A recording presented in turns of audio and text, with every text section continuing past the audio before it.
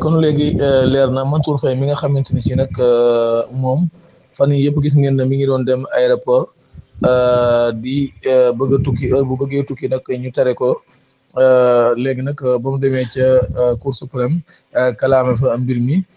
ba mu demee Cour suprême nag maanaam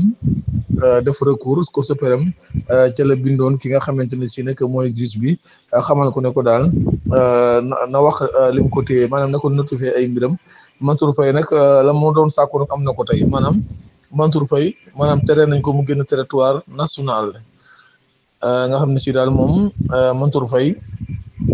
mënatut a génn Sénégal léegi leer na ci moom ginnaaw boo xam ne si daal mi ngi doon tenté lu bare bari ñetti yoon ba ñeenti yoon ba juróomi yoon léegi nag moom leer na nañ ne Mansour Faye moom notifié nañ ko liy wane ne ko mënoo génn réew mi Guyassar TV